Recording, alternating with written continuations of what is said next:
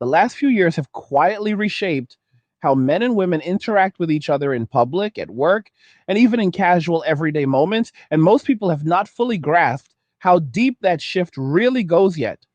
What looks on the surface like a strange new habit, men recording interactions, wearing body cameras, using smart devices, or quietly documenting conversations, is actually a signal of something much bigger.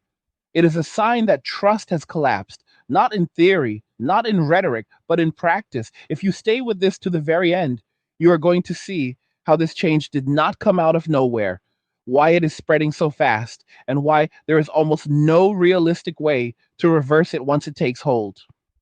For a long time, interactions between men and women were governed by social norms rather than legal strategies.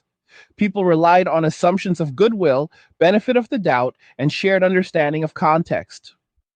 Most men operated under the belief that if they were polite, respectful, and restrained, they would be safe from serious consequences.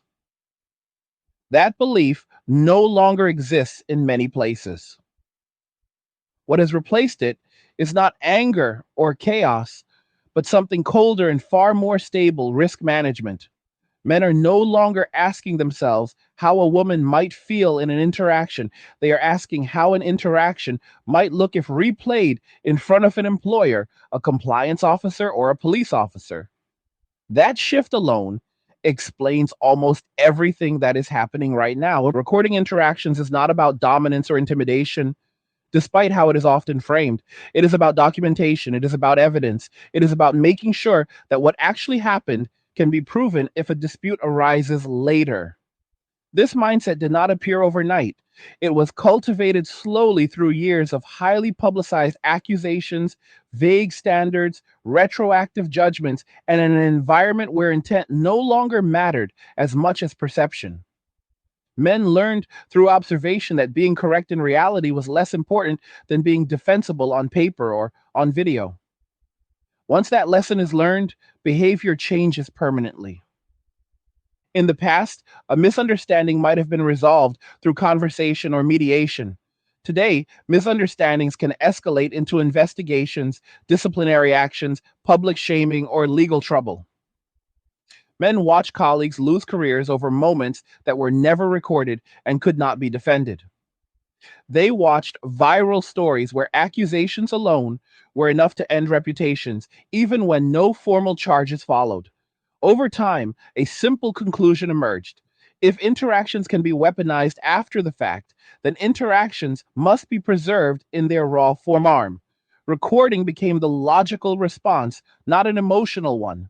This is why men are no longer concerned with how women feel about being recorded. That concern belonged to a previous era where mutual trust existed. The new priority is how the interaction appears to authorities. Men are not trying to win social approval anymore. They are trying to avoid risk. They are operating under the same logic people use when installing security cameras in their homes. The cameras are not there because you hate your neighbors. They are there because if something goes wrong, you need proof of what happened. The reaction from women has been predictable and intense until many describe this new reality as invasive, dehumanizing, or unfair. They argue that constant recording removes spontaneity and creates anxiety.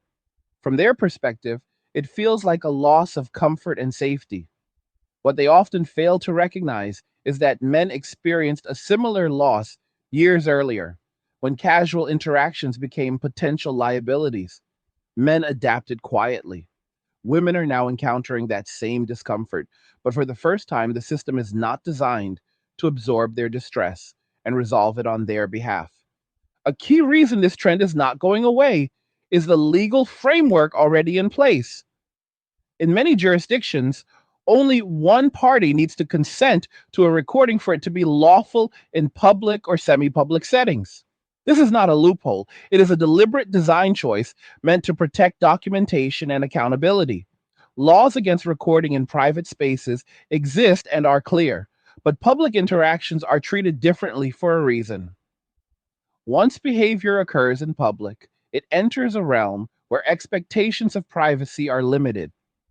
That legal reality means that attempts to ban recording outright face enormous constitutional and practical barriers. Employers are also uneasy about this shift, not because recording is inherently harmful, but because it disrupts their ability to quietly manage disputes internally. When interactions are documented, narratives become harder to shape after the fact. Human resources departments often prefer ambiguity because it allows flexible resolutions. Video evidence removes that flexibility, it freezes reality in place. For organizations built on risk mitigation, that can be uncomfortable, but for individuals trying to protect themselves, it is invaluable. What is rarely discussed openly is that this environment forces women to confront something they were largely insulated from before: the consequences of their own words and behavior when captured accurately. For decades, accusations carried weight even without evidence. Now, evidence exists. This does not mean all women behave badly or lie, but it does mean that claims can be tested against reality instead of accepted at face value. That alone shifts the balance of power in subtle but profound ways. Men are no longer relying on social trust to protect them. They are relying on systems. This is the same approach women were encouraged to take for years. Document everything, protect yourself, assume the worst case scenario. Men listen, they adapted. What happens when both sides operate under maximum defensive posture is not harmony, it is distance. Politeness becomes minimal, engagement becomes transactional. Emotional warmth disappears because it introduces risk. This dynamic is not limited to one country or culture. Variations of it are appearing everywhere. One of the clearest examples of where this path leads can be observed in South Korea, where social tensions between men and women escalated into policy changes that reshaped everyday life. What makes that case instructive is not the specific laws, but the strategy men adopted in response to social pressure. Instead of protesting loudly, they complied completely, even enthusiastically, with demands that were originally framed as protective measures. When women in South Korea complained about repeated romantic advances, men supported restrictions. They did not argue that the complaints were exaggerated. They accepted the premise and pushed it to its logical conclusion. Limits were introduced on how many times a request of any kind could be made. This included invitations for coffee, study sessions, or casual outings. Once those limits were reached, further attempts could result in serious consequences. Predictably, men stopped initiating altogether. The risk outweighed the reward. The result was not the safer, more respectful dating culture many had envisioned. It was social paralysis. Women found themselves receiving less attention, fewer opportunities for connection, and less informal mentorship in workplaces. Men avoided interaction not out of hostility, but out of caution. When asked why, the answer was simple: compliance was safer than interpretation. Rules were followed precisely, even when the outcome was undesirable for everyone involved. This same pattern appeared in media. When complaints arose about portrayals of flirtation or humor between men and women, restrictions were implemented. Content became sanitized, cautious, and bland. Viewership declined. Men disengaged. Women were left consuming content that technically met the standards but lacked energy or appeal. Again, men did not protest the changes. They accepted them and adjusted their behavior accordingly.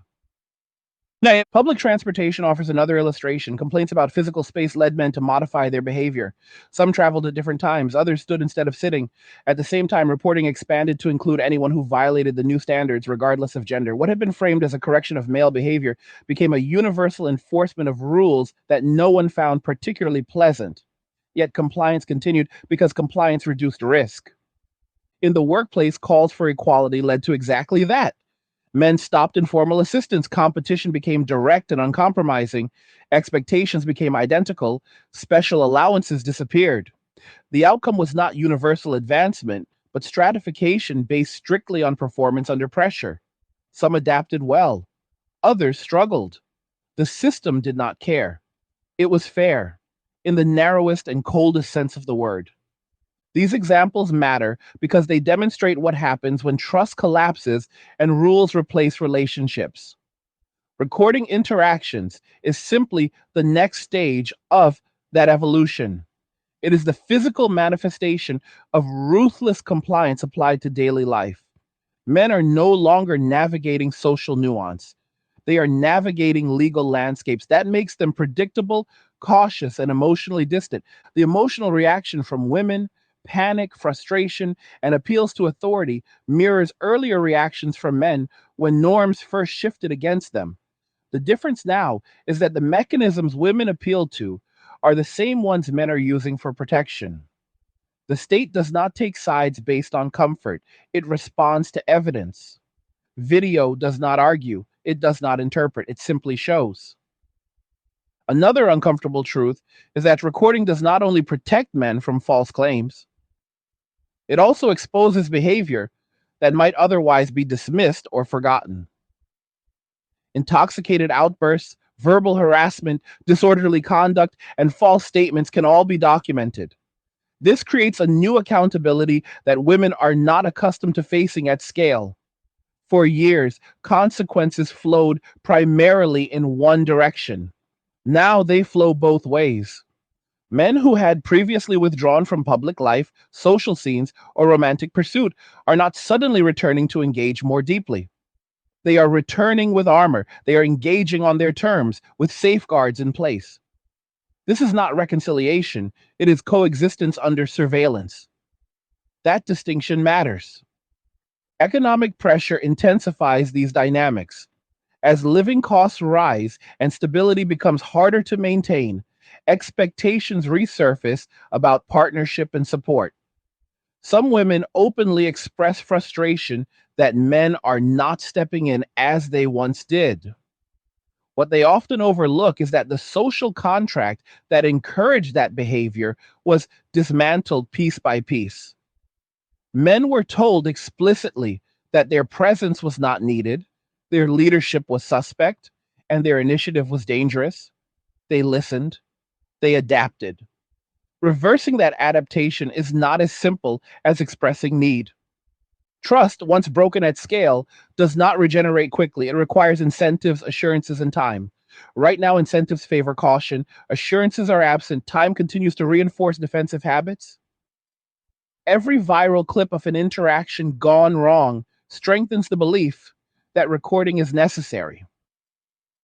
Every attempt to shame men out of self protection fails because it misunderstands the motivation behind it.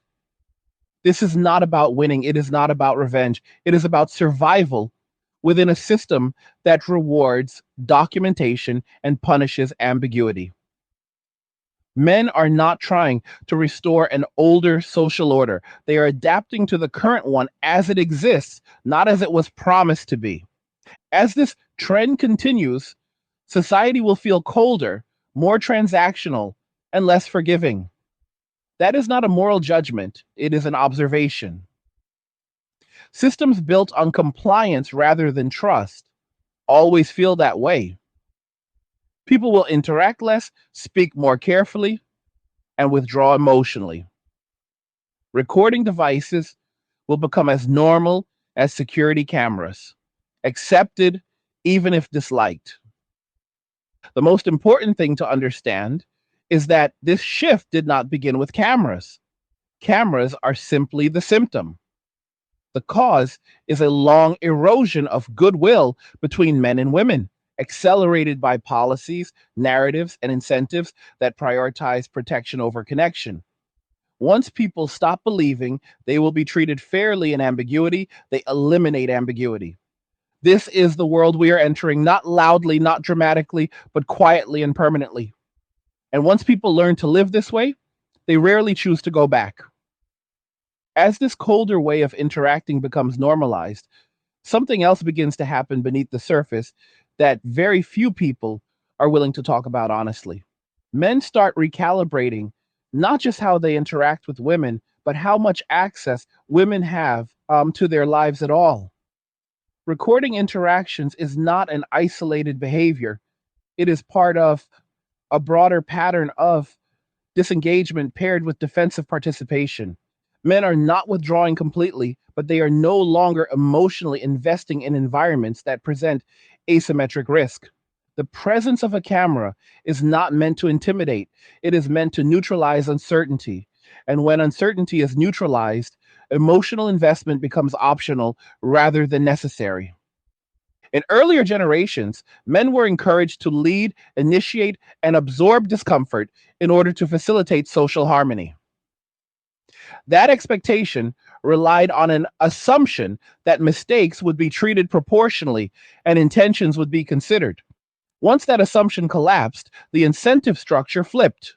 Initiative became exposure, leadership became liability, silence and documentation became safer than expression and trust. When people respond rationally to incentives, behavior changes in predictable ways, even if those changes feel unnatural or undesirable at first.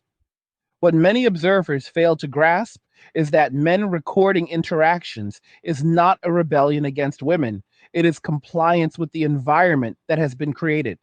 This is what following the rules looks like when rules are enforced strictly and retroactively. Men are no longer improvising socially, they are following procedures. They are behaving like employees under constant audit because, in many ways, that is exactly what they are. Public life has become a workplace, and women are no longer private individuals in those spaces. They are potential witnesses, complainants, or evidence sources. That may sound harsh, but it reflects how risk is now assessed. Women often describe this environment as hostile, but hostility implies intent to harm. What is happening instead is indifference replacing accommodation. Men are not seeking to punish women through recording. They are simply refusing to absorb unbounded risk for the sake of social comfort. Once that refusal becomes widespread, the entire tone of public interaction shifts. Conversations become shorter. Jokes disappear. Eye contact fades. Courtesy remains, but warmth does not. This is not cruelty, it is adaptation. One of the most unsettling aspects of this shift for women is the sudden loss of narrative control. For a long time, social conflicts were mediated largely through testimony and interpretation. Stories mattered more than evidence. Now, stories are checked against footage. This does not eliminate conflict, but it changes how conflict unfolds. When an interaction is recorded, the outcome depends less on who feels wronged and more on what actually occurred. That is a fundamentally different standard than many people are used to operating under. This is also why attempts to shame men for recording have largely failed. Shame only works when people care about social approval from the group doing the shaming. Men who have already disengaged emotionally from mainstream validation are immune to it. Their primary concern is not whether they are liked, but whether they are safe from consequences. Once safety becomes the dominant value, approval loses its leverage. Media coverage often frames this phenomenon as an overreaction, portraying men as paranoid or spiteful. What that framing misses is the cumulative effect of years of watching others suffer consequences without recourse. People do not change in mass because of isolated incidents. They change because patterns repeat often enough to establish a new expectation. Men learned that even unfounded accusations could have irreversible effects. Recording interactions became a rational hedge against that reality. There's also a generational component to this shift. Younger men entered adulthood already aware of the risks.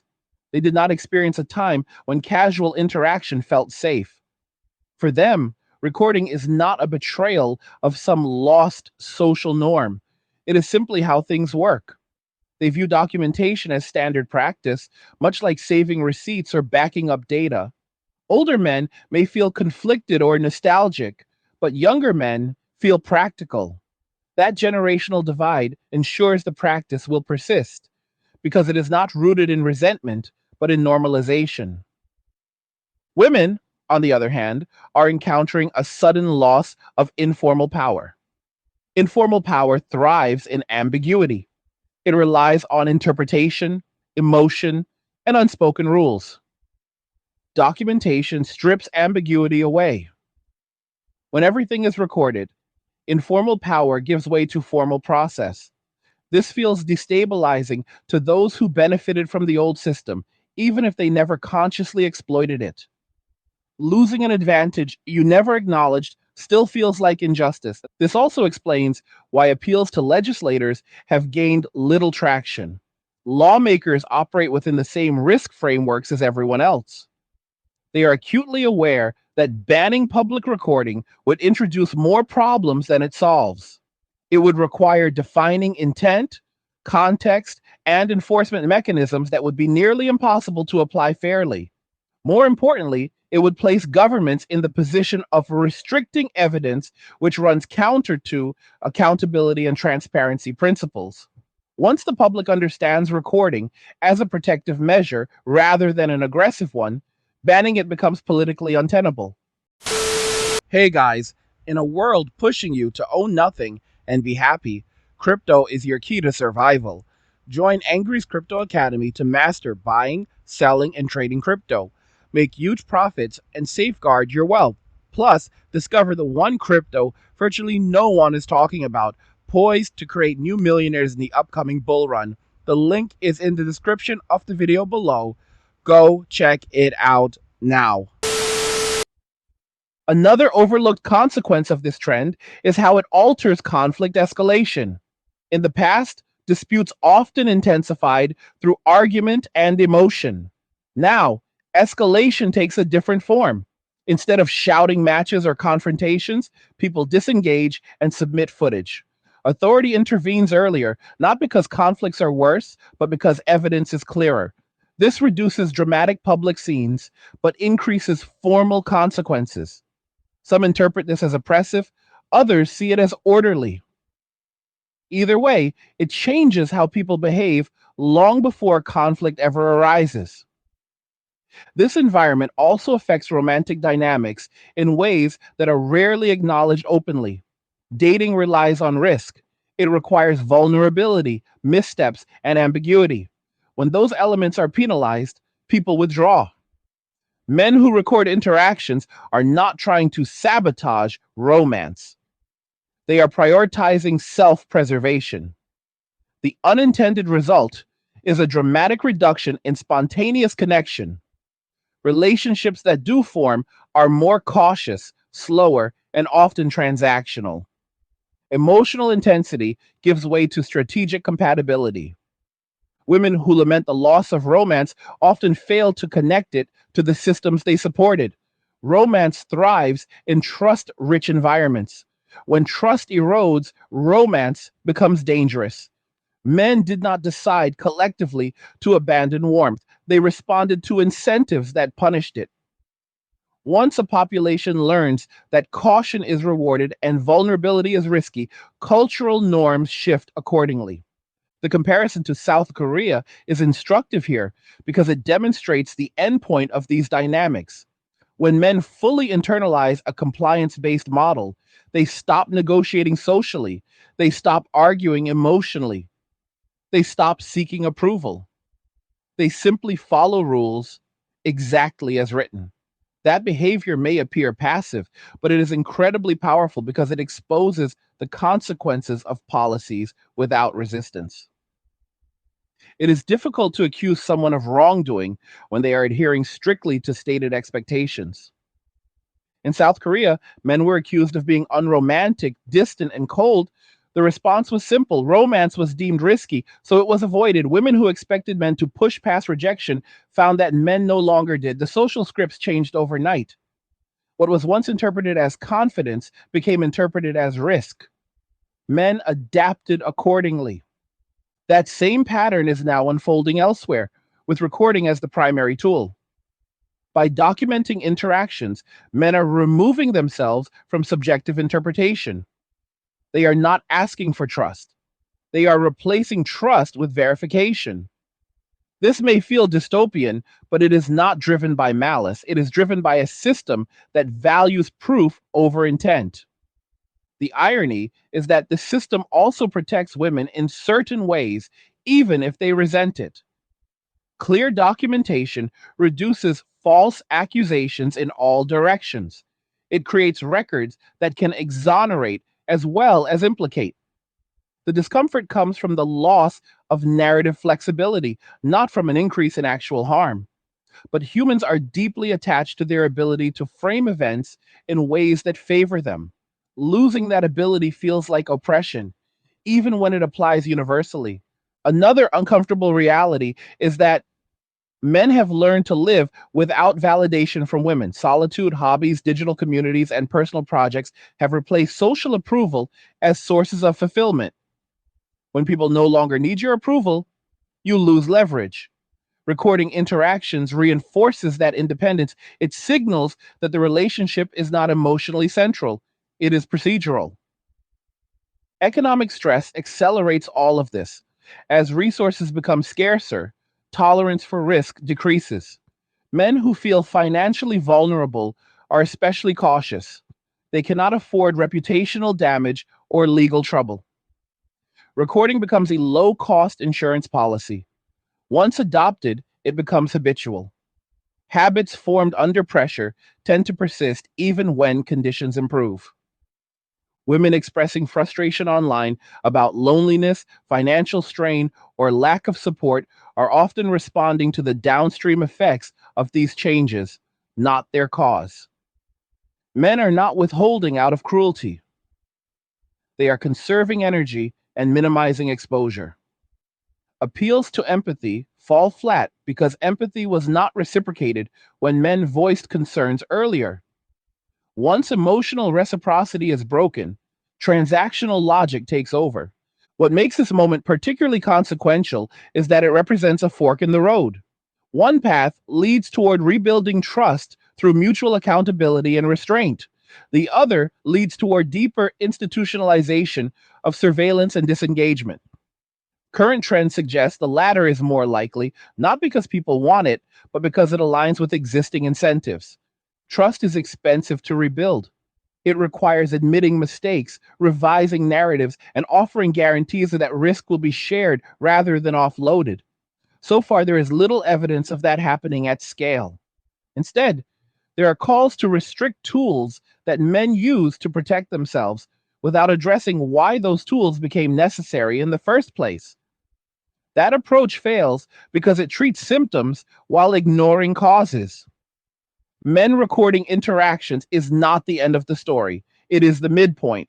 It signals that informal social contracts have been replaced by formal ones. Once that transition occurs, reversing it requires more than cultural messaging. It requires structural change. Until then, people will continue to behave rationally within the systems they inhabit. The deeper tragedy is not the presence of cameras, it is the absence of trust that made them necessary. A society that needs constant documentation to function has already lost something intangible and valuable. Yet societies rarely give up safety mechanisms once adopted. They layer them on, refine them, and normalize them. What we will witness as this continues is that younger generations will grow up never knowing a different way of relating. They will see recording as neutral, expected, and even polite. The discomfort expressed today will sound archaic to them, like complaints about seatbelts or security checks. That is how cultural shifts solidify, not through debate, but through normalization. At that point, the question will no longer be whether men recording interactions is fair or unfair. It will simply be how things are done. And by then, the opportunity to address the underlying breakdown in trust may have already passed. As this pattern solidifies, it begins to change. Not just how men and women interact, but how men think about responsibility itself. In earlier social arrangements, men often felt an implicit obligation to absorb risk on behalf of others. That obligation was never written down, but it was enforced culturally through praise, expectation, and moral framing. Men were expected to step forward, de escalate, provide reassurance, and sometimes accept blame, even when situations were unclear. That sense of obligation eroded slowly as men realized that absorbing risk did not earn protection or understanding in return. Recording interactions represents the formal end of that unspoken bargain. It is the moment where men decide that responsibility will now be limited to what can be proven, not what can be assumed. This shift feels jarring because it breaks a long standing pattern where men were expected to self regulate for the comfort of others. Now, self regulation is being replaced by system regulation.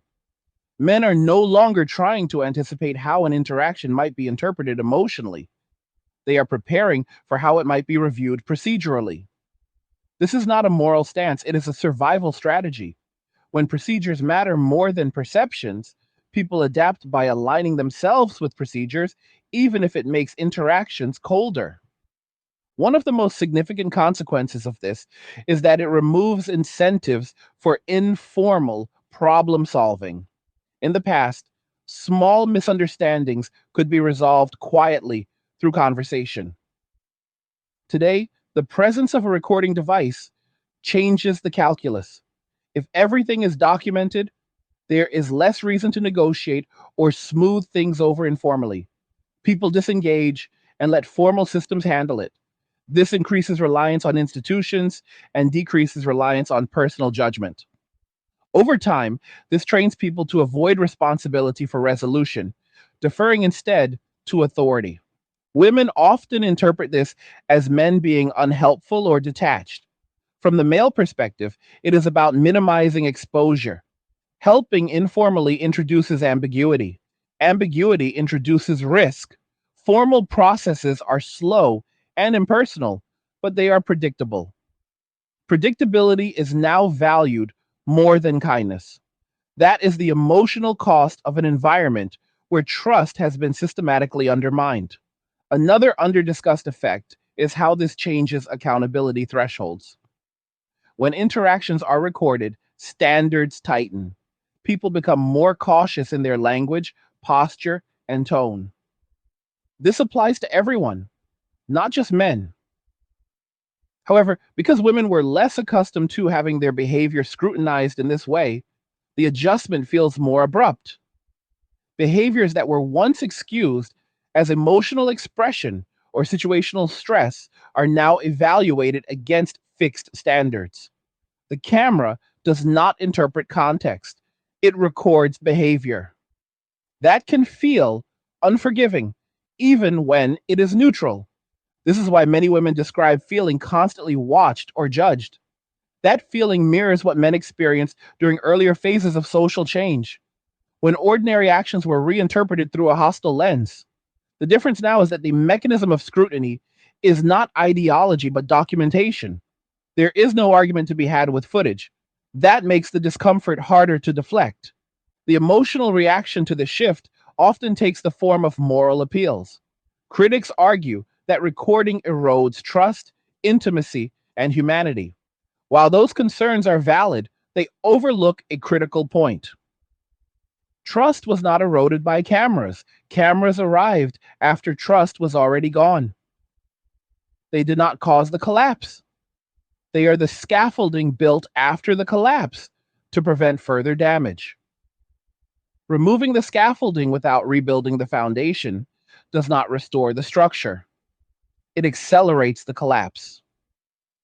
What makes rebuilding trust so difficult is that it requires symmetrical vulnerability. Both sides must accept risk. For years, men were told to accept risk while women were insulated from its consequences. When men objected, they were told that discomfort was the price of progress. Men internalized that lesson. They stopped complaining. They adapted. Now, when women experience discomfort, they expect reversal. That expectation reveals a misunderstanding of how adaptation works. Once a group learns to protect itself effectively, it rarely relinquishes that protection voluntarily. Recording interactions also changes how men view conflict. Instead of seeing it as something to manage emotionally, they see it as something to document and survive. This detachment can be unsettling, but it is also stabilizing. Emotional escalation becomes less rewarding when it is captured on video. People learn quickly that calm behavior produces better outcomes. In that sense, recording incentivizes restraint. The cost is emotional warmth, the benefit is predictability. Another layer to this dynamic is how it intersects with online culture.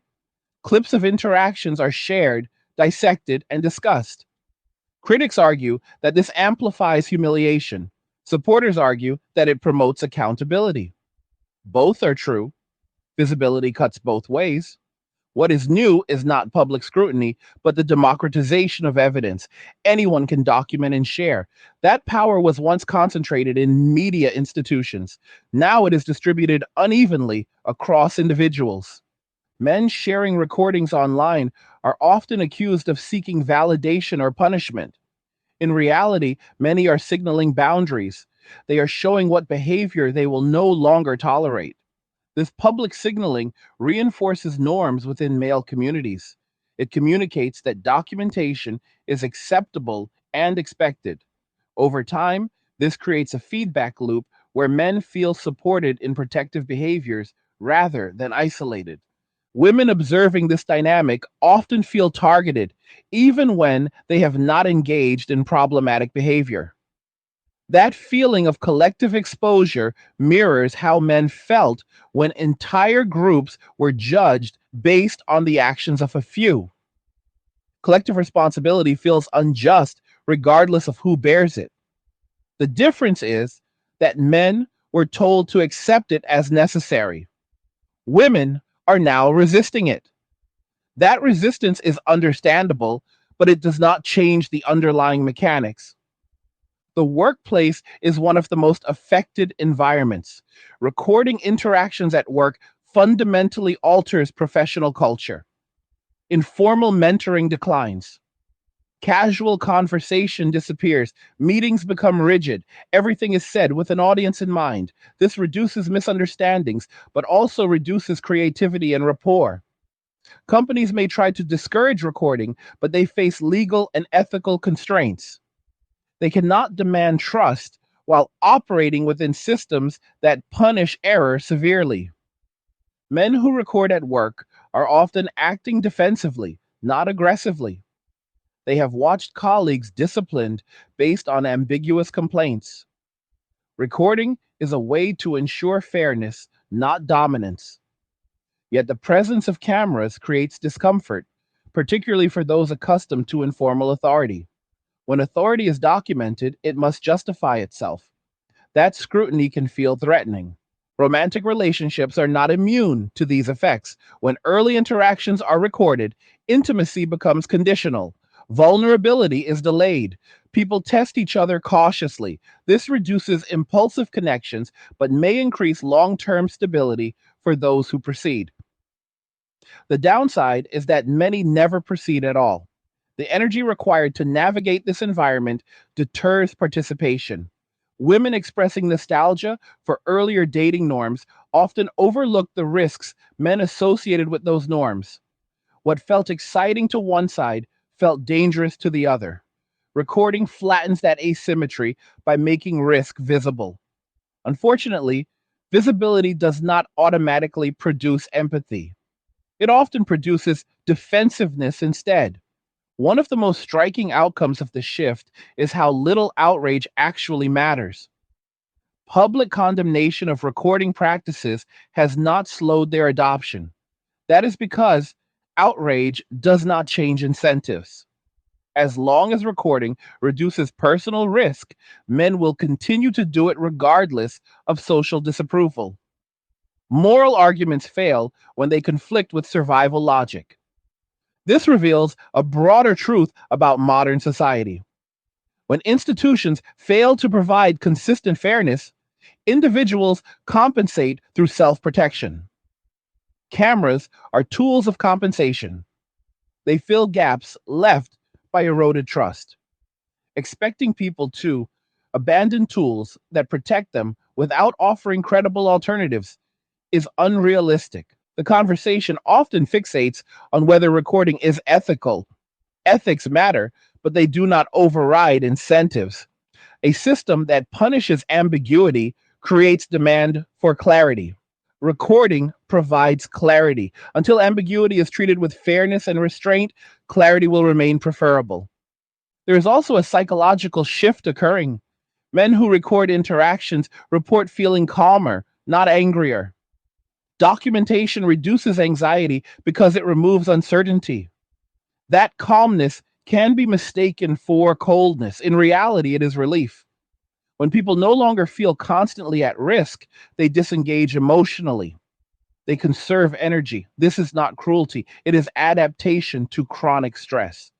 Women encountering this calm detachment often misinterpret it as hostility or resentment. They search for emotional cues that no longer exist. The absence of emotional response can be more unsettling than anger. Anger implies engagement, detachment implies withdrawal.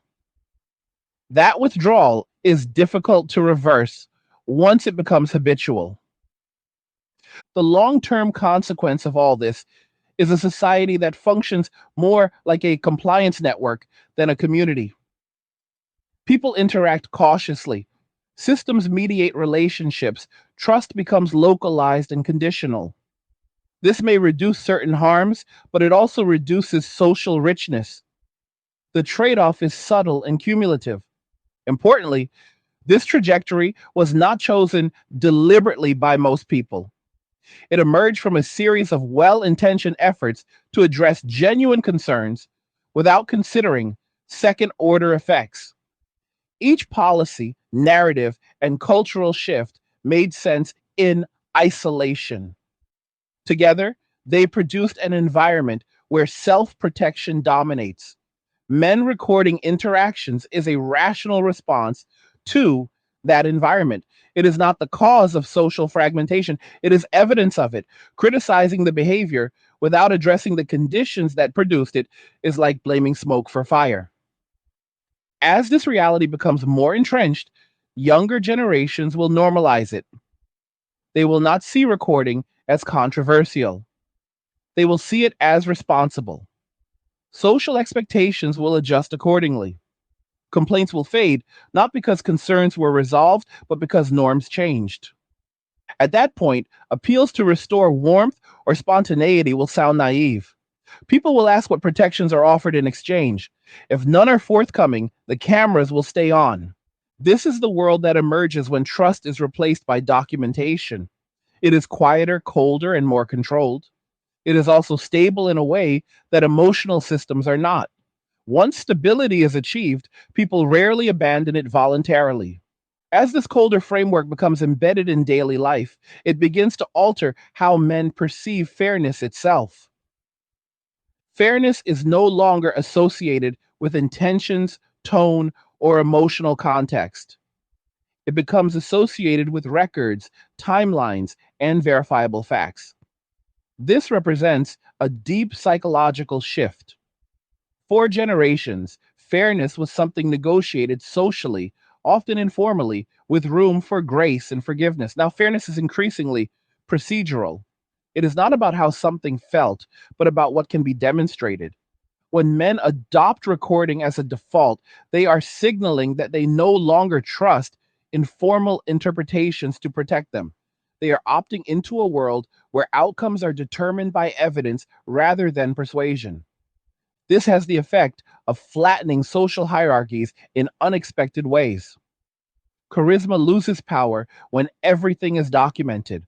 Emotional intensity loses influence when calm compliance produces better results.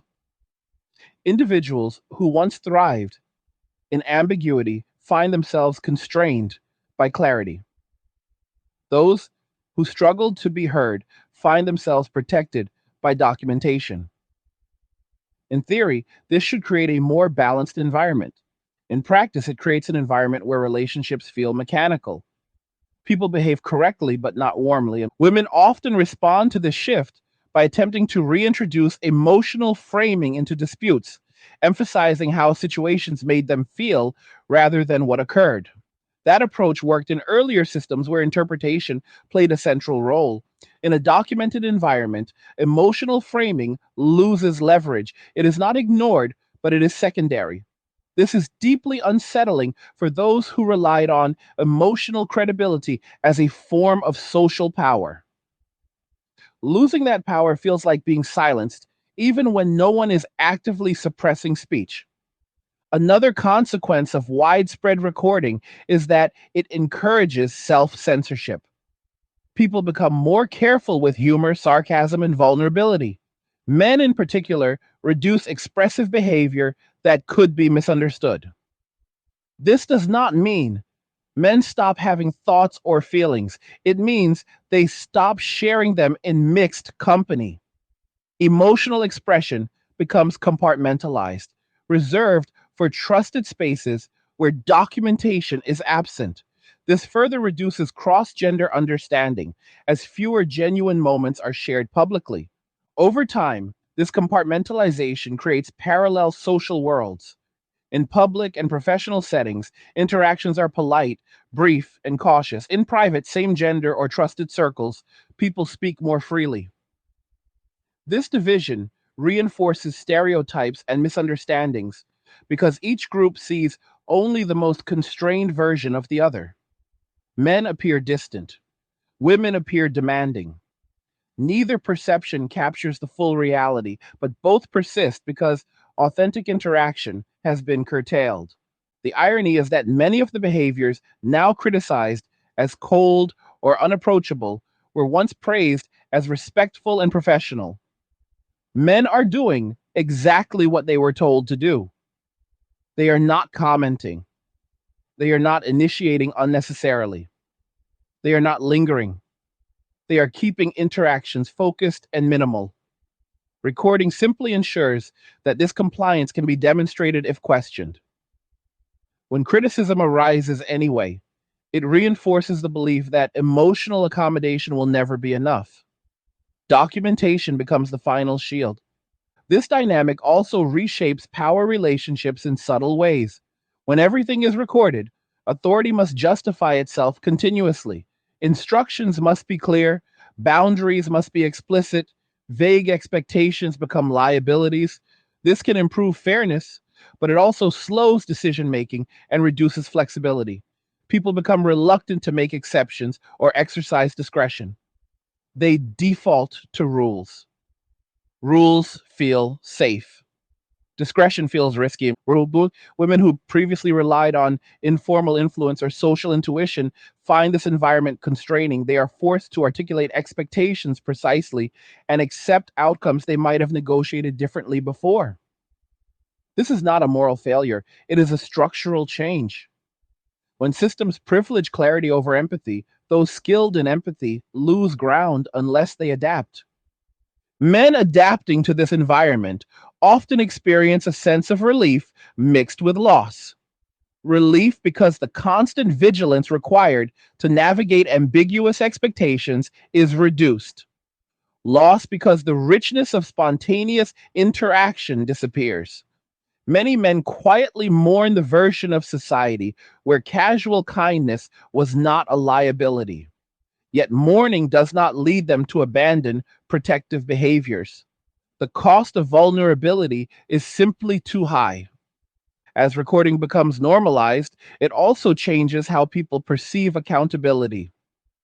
Accountability used to involve dialogue, apology, and repair. Now it involves review and consequence. That may sound harsh, but it is consistent with systems designed to minimize subjectivity. When accountability is procedural, forgiveness becomes less relevant. Outcomes are determined by policy rather than relationship. This has profound implications for reconciliation.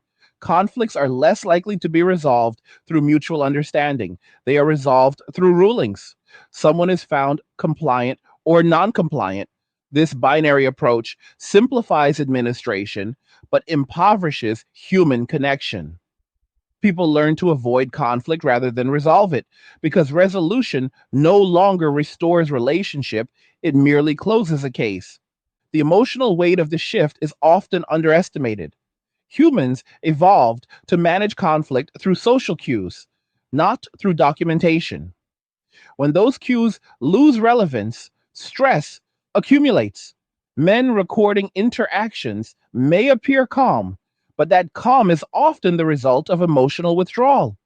Withdrawal is a coping mechanism. It reduces immediate stress but increases long term isolation. Women experiencing this withdrawal often interpret it as punishment or resentment. They may ask why men seem uninterested or unresponsive. The answer is rarely personal, it is structural. Men are not disengaging from women individually, they are disengaging from risk. Unfortunately, that disengagement feels the same to those on the receiving end. This environment also reshapes expectations around protection and support. Historically, men were expected to intervene, defend, and provide assistance even in ambiguous situations. Now, intervention itself carries risk. Recording discourages stepping in unless absolutely necessary because involvement creates exposure. Men learn to mind their own affairs. They avoid situations that could entangle them in disputes. This reduces spontaneous acts of help. When women notice a decline in assistance or advocacy, they often interpret it as indifference. They may argue that men have become selfish or uncaring. What they miss is that intervention used to be protected by social goodwill. That goodwill has eroded. Without it, intervention becomes a gamble. Rational actors avoid unnecessary gambles. The cumulative effect of all this is a society where people coexist rather than collaborate. Interactions are functional, but thin. Trust exists only in narrow channels. Broad social trust, the kind that allows strangers to give each other the benefit of the doubt, becomes rare. Cameras fill the gap left by that trust, but they cannot replicate its warmth. Attempts to reverse this trend through messaging or campaigns are unlikely to succeed because they do not address incentives. Telling people to trust again without changing the consequences of misplaced trust is ineffective. Trust is not restored by instruction, it is restored by experience. If people experience fairness, they risk openness. If they experience punishment, they retreat. Men who record interactions are acting based on accumulated experience, not ideology. Many did not start with cameras, they started with caution. Cameras came later, after caution proved insufficient. That progression matters. It means that even if cameras were discouraged, the underlying wariness would remain. People would find other ways to protect themselves. This also explains why some men describe this era as emotionally barren, but preferable to chaos. Emotional barrenness is tolerable. Unpredictable punishment is not. Given the choice, many choose sterility over danger. That choice may not produce happiness, but it produces stability. Women facing this reality often oscillate between anger and despair. Anger that men have withdrawn, despair that appeals to empathy no longer work. Both reactions are understandable, yet neither addresses the root cause.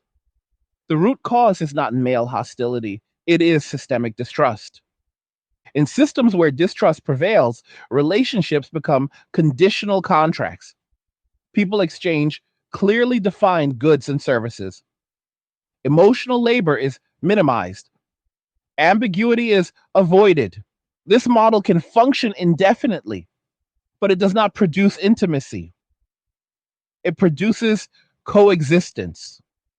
The long term demographic consequences of this shift are already visible in some societies: lower relationship formation, delayed family building, increased loneliness across genders. These trends are often attributed to economic factors alone, but social dynamics play a critical role. When forming relationships feels risky, people opt out even when they desire connection. Recording interactions contributes to this opt out by making the risk explicit. It does not create fear. It reveals it. Once revealed, fear must be managed. People manage fear by reducing exposure. That reduction has cascading effects on community life. Men who have adjusted to this environment often say they feel freer in a paradoxical way. They no longer feel pressure to perform socially. They no longer feel obligated to fix problems or smooth tensions. They operate within clear boundaries.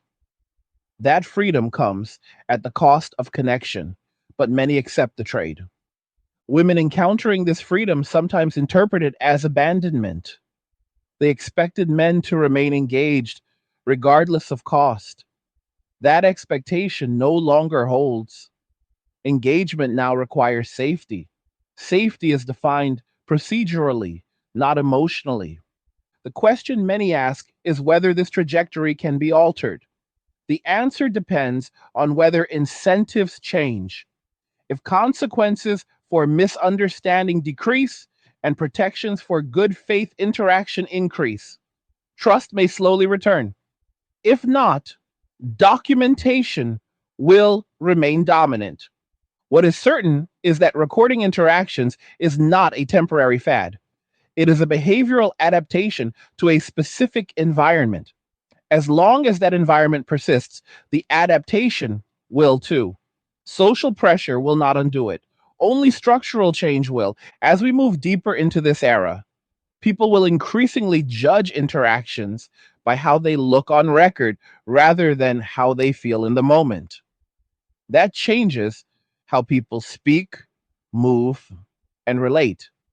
Life becomes a series of moments performed with an imagined audience in mind. Some will argue that this is simply modernization. Others will call it dehumanization. Both perspectives capture part of the truth. Modern systems prioritize accountability. Human systems prioritize connection. When the two conflict, accountability usually wins. Men recording interactions are choosing accountability over connection because connection has proven unreliable as protection. That choice may not be celebrated, but it will be repeated. This is not a story about villains and victims. It is a story about incentives and adaptation. People behave according to what keeps them safe. When safety requires documentation, documentation becomes normal. With this normalization, society will look back on earlier eras of informal trust with nostalgia, much like people look back on unlocked doors or unmonitored public spaces. The nostalgia will not bring those conditions back. Conditions change, behavior follows. And unless something fundamental shifts, the cameras will remain on, not because people want to watch each other, but because they no longer trust being unseen. As this environment hardens, a subtle but critical transformation occurs in how men define social success. Success is no longer measured by approval, popularity, or even harmony. It is measured by absence of trouble. A good interaction is no longer one that feels pleasant or affirming, but one that leaves no trace, no complaint, no follow up, no risk. Recording interactions fits perfectly into this logic because it allows men to verify that nothing went wrong. The goal is no longer connection, it is clearance. When clearance becomes the standard, ambition in social life collapses inward. This mindset reshapes male identity in ways that are rarely acknowledged. Men are taught early on to solve problems, to step into uncertainty, and to manage complex social terrain. When uncertainty becomes dangerous, those skills are no longer rewarded. Instead, restraint is rewarded, silence is rewarded, distance is rewarded. Men who internalize this lesson do not become loud or aggressive. They become careful, minimal, and strategically invisible. This invisibility is often misread as apathy, but it is better understood as self preservation. Women encountering this shift often experience confusion because the signals they relied on to gauge interest, goodwill, or intent are gone. Men are no longer expressive and compliments are rare. Humor is muted, initiative is limited. The social dance that once provided feedback has been replaced by a static exchange of polite words. This can feel unsettling because it removes the emotional cues that made interactions legible. When people cannot read intent, they often assume the worst. What is rarely acknowledged is that men did not remove these cues arbitrarily. They removed them because cues can be misinterpreted. A smile can be questioned. A joke can be reframed. A compliment can be scrutinized. Recording does not just capture interactions, it disciplines them. It trains people to behave in ways that will look acceptable under review. Over time, this discipline becomes internalized. Men do not need to consciously think about the camera. Their behavior adjusts automatically. This internalization has long term consequences for how men relate to authority. When interactions are recorded, authority becomes omnipresent even when no official is present. The imagined observer shapes behavior more than any direct command. Men begin to self regulate continuously, not because they fear punishment in every moment, but because they understand how easily moments can be reframed later. This constant self regulation is exhausting, which further incentivizes withdrawal. Women often respond to this withdrawal by increasing demands for engagement, clarity, or reassurance. Ironically, those demands increase pressure and therefore increase withdrawal. Men learn that engagement invites scrutiny. Scrutiny invites risk. Risk invites documentation. Documentation invites detachment. The cycle reinforces itself. In earlier social models, tension between men and women was often resolved through negotiation of norms. Each side adjusted expectations based on feedback. That process required good faith on both sides. When good faith erodes, negotiation fails. Rules replace norms, cameras replace trust, procedures replace empathy. This is not a moral judgment, it is a description of systemic evolution. Another dimension of this shift is how it affects conflict narratives. When recordings exist, conflicts lose their mythic quality. They become mundane. They are reduced to timestamps and transcripts. This deflates emotional storytelling. For some, this feels like a loss of voice. For others, it feels like justice. The tension between these perspectives fuels ongoing resentment. But resentment alone does not reverse structural change. Men who share recordings publicly are often accused of escalating tensions. Yet, from their perspective, sharing is a form of transparency. It is a way to show that they are not hiding anything. Transparency becomes a shield. In a world where secrecy is suspicious, openness feels safer, even when it invites criticism. This is another inversion of earlier norms where privacy was equated with dignity. Now, privacy is often equated with vulnerability. Women reacting to this transparency often feel exposed. Exposure feels threatening, especially when one is not accustomed to being documented. The discomfort is real, but it mirrors discomfort men experienced when their private intentions were publicly questioned. The difference is that men were told this discomfort was necessary for progress. Now women are experiencing a similar adjustment and finding it intolerable. This asymmetry and tolerance for discomfort reveals a deeper issue. Social change is often accepted only when its costs are borne by others. When those costs shift, resistance emerges. That resistance does not negate the change. It only highlights who benefited from the previous arrangement. As recording becomes normalized, it also reshapes how people interpret silence. Silence used to be ambiguous. It could signal thoughtfulness, uncertainty, or respect. Now silence is strategic. It signals risk avoidance. When men remain silent in situations where engagement was once expected, it is not because they lack opinions or concern. It is because expressing those opinions creates exposure. Silence is safer. Women often interpret silence as indifference or withdrawal of support. They may ask why men no longer speak up or intervene.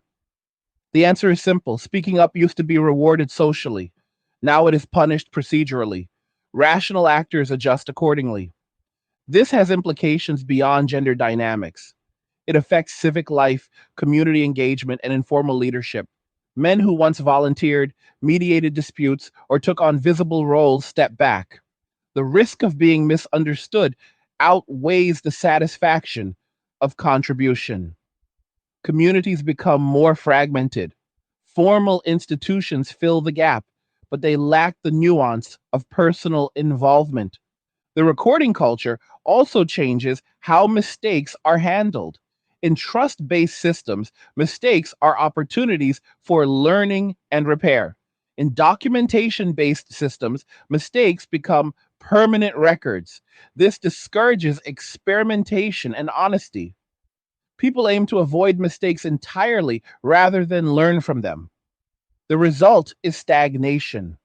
Men recording interactions are not trying to create the stagnation, they are responding to it. When mistakes are costly, avoidance becomes rational. This is true in any system, whether financial, legal, or social. Humans adapt to the rules they are given, not the ideals they are promised. Another overlooked effect is how recording changes perceptions of sincerity. When someone knows they are being recorded, their words are filtered. This filtering can make expressions of care or concern feel performative. People become skeptical of sincerity because they know everyone is managing impressions. This erodes trust further, creating a feedback loop where distrust justifies documentation and documentation reinforces distrust. Women navigating this environment often report feeling unseen or unheard. They may feel that men are interacting with an image of them rather than with them as individuals. There is truth to this. When men prioritize risk management, they engage with categories rather than persons. Individual nuance is lost. This is not because men dislike women, it is because categories are safer than individuals. You can manage risk with categories. Individuals are unpredictable. Men are often criticized for this depersonalization, but depersonalization is a common response to environments perceived as hostile. Soldiers depersonalize enemies. Bureaucrats depersonalize clients. Professionals depersonalize cases. It is a way to function under pressure. Recording interactions accelerates this process by reinforcing the idea that interactions are events to be logged rather than relationships to be cultivated. As this mindset spreads, even well intentioned attempts to reconnect are filtered through caution. A man who might once have offered support now pauses to consider how that support could be interpreted. If the answer is unclear, he refrains. This restraint is invisible, but its absence is felt. Women notice fewer gestures, fewer check ins, fewer offers of help. They may interpret this as abandonment. Men interpret it as prudence. The gap between these interpretations widens over time. Each side feels misunderstood. Each side feels unfairly burdened. Yet the mechanisms driving behavior remain unchanged. Without addressing those mechanisms, misunderstanding deepens. The role of technology in this shift cannot be ignored.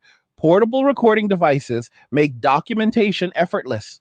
When the cost of recording is low, adoption increases. What once required deliberate effort now happens automatically. This technological ease removes barriers to behavior change. Once recording becomes habitual, stopping feels risky. Habits formed around safety are among the hardest to break.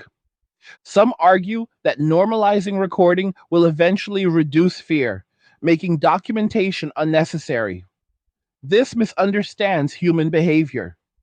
Safety measures rarely disappear once normalized. They become baseline. People do not remove seatbelts because accidents decrease. They do not remove locks because crime drops. Recording will follow the same pattern. It will become an assumed layer of protection, even if incidents decline. Women hoping that normalization will restore comfort may be disappointed. Normalization does not remove surveillance, it makes it invisible. The discomfort may fade, but the structure remains. By the time discomfort fades, the opportunity to question the structure may have passed. Another aspect worth considering is how this environment affects accountability for institutions themselves. When interactions are recorded, institutions can no longer rely on internal narratives. External evidence constrains them. This can be beneficial, but it also makes institutions risk averse. Policies become stricter. Flexibility decreases. People are treated uniformly to avoid accusations of bias. Uniformity feels fair, but it ignores individual circumstances. Men navigating these institutions learn quickly that standing out is dangerous. Blending in is safer. Recording interactions ensures that blending in can be demonstrated. This further discourages initiative and leadership. Leaders take risks. Risk is now penalized.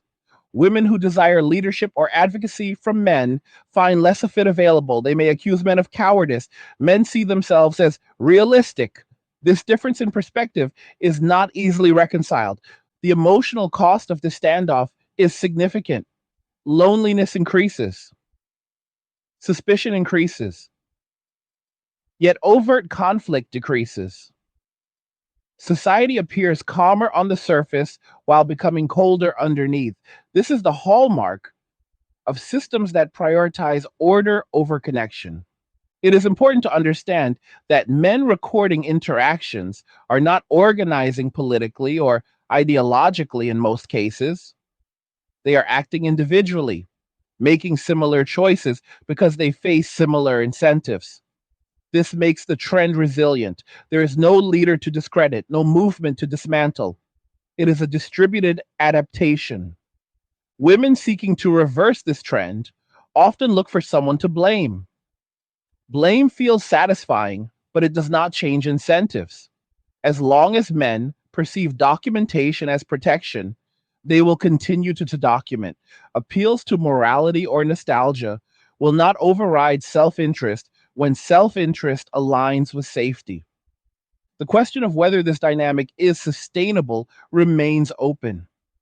Societies need trust to thrive. Excessive proceduralism can hollow out social life. Yet rebuilding trust requires acknowledging harms on all sides and adjusting systems accordingly. That process is slow and uncertain. In the meantime, people will choose what keeps them safe. Men recording interactions is not a declaration of war, it is a declaration of caution. It signals that the era of informal risk absorption is over. What replaces it may be stable, but it will not be warm. Until that question is answered in practice rather than rhetoric, the cameras will remain, the interactions will stay cautious, and the distance between men and women will continue to grow, not through hostility, but through quiet withdrawal. As all of these forces converge, the final outcome becomes clearer, not in dramatic explosions or loud confrontations, but in quiet shifts that permanently alter how society functions. What we are witnessing is not a temporary backlash or a passing phase driven by emotion. It is the stabilization of a new equilibrium. In this equilibrium, trust is no longer assumed, goodwill is no longer extended by default, and risk is no longer absorbed silently. Everything is measured, documented, and weighed against potential consequences. Men recording interactions is simply the most visible sign of this deeper transformation. The most important thing to understand is that this did not happen because men suddenly changed their values. It happened because the environment changed what behavior was rewarded and what behavior was punished. When men acted openly and generously, they were told that openness was dangerous. When they acted casually, they were told that casualness was inappropriate. When they acted confidently, they were told that confidence was threatening. Over time, men learned that the safest position was not engagement, but neutrality. Recording interactions allows neutrality to be proven rather than asserted. In earlier eras, social life relied on an unspoken assumption that people would give each other the benefit of the doubt. That assumption has been replaced by a presumption of potential conflict. In a conflict oriented environment, evidence matters more than intent. Documentation matters more than character. Men did not create this framework, but they adapted to it more quickly because adaptation was necessary for self protection. Once adaptation becomes widespread, it becomes cultural. And once it becomes cultural, it becomes resistant to reversal. Women experiencing this shift often describe it as a loss of humanity in social interaction. That description is not wrong. Something human has been lost. But what is often missing from that assessment is an acknowledgement of when that loss began. It did not begin with cameras. It began when suspicion replaced goodwill as the default lens through which interactions were viewed. Cameras simply formalized that suspicion and made it symmetrical. One of the hardest truths to accept is that men are not recording interactions because they enjoy it. Many would prefer a world where such measures were unnecessary, but preference does not override experience. People learn from patterns, not promises. When enough men experience negative outcomes from undocumented interactions, recording becomes not just reasonable, but obvious. At that point, refusing to record feels irresponsible. This reality also exposes a contradiction in how accountability has been framed. For years, accountability was demanded without evidence, relying on belief and interpretation. Now, accountability is being enforced with evidence, and that feels oppressive to those who benefited from the earlier model. Accountability itself did not change, the direction it flows did. That shift feels destabilizing because it removes asymmetry. As men increasingly prioritize compliance over connection, they begin to detach emotionally, not just from women, but from social systems altogether. Many men stop caring about being understood. They stop seeking approval. They focus on building lives that minimize exposure to risk. Solitude becomes attractive, not because men hate society, but because solitude is predictable. Predictability is calming in an environment that punishes ambiguity. This detachment has consequences that ripple outward. Communities become quieter. Social spaces lose energy. Interactions feel stiff. Yet there is also less chaos. Fewer misunderstandings escalate into public spectacles. Fewer people feel compelled to perform emotionally. The cost of this order is vibrancy. The benefit is stability. Whether that trade is worth it depends on what one values more, warmth or safety. Women confronting this environment often find that traditional strategies for influencing outcomes no longer work. Emotional appeals fall flat. Moral framing loses leverage. Social pressure has limited effect. This can feel deeply frustrating, especially for those who were taught that expressing feelings would lead to understanding and accommodation. In a procedural world, feelings are acknowledged but not decisive. Outcomes are determined by process. This is why calls to restore older norms struggled to gain traction. Those norms relied on trust, and trust cannot be commanded. It must be earned through consistent fair treatment. Without structural changes that reduce the cost of good faith interaction, trust will not return at scale. People will continue to protect themselves individually rather than risk collective vulnerability. It is also important to recognize that men are not unified in ideology, but they are unified in incentives. They do not need to coordinate or agree. They simply respond to the same pressures in similar ways. This makes the trend durable. There is no movement to dismantle, no leader to discredit, no narrative to defeat. There are only individuals making rational choices based on their lived experiences. With the the maturation of the normalized environment, younger generations will inherit it without remembering what came before. They will not see recording as strange or hostile. They will see it as responsible. They will grow up assuming that documentation is part of everyday life, just as previous generations assumed that social trust was. The discomfort felt today will fade, replaced by resignation or acceptance. The long term impact of this normalization will extend beyond gender dynamics. It will shape how people relate to authority, to institutions, and to each other. Societies may become more orderly, but less compassionate. People may behave better, but feel lonelier. These outcomes are not mutually exclusive. They often coexist. What makes this moment particularly significant is that it represents a closing of a chapter. The era where men were expected to absorb risk quietly, to smooth over misunderstandings, and to prioritize social harmony at personal cost is ending. In its place is an era of explicit boundaries, documented interactions, and procedural fairness. Whether this new era produces better outcomes overall remains to be seen, but it will not look like the past. Women who feel betrayed by this shift often frame it as men abandoning responsibility. Men frame it as men finally limiting responsibility to what is reasonable.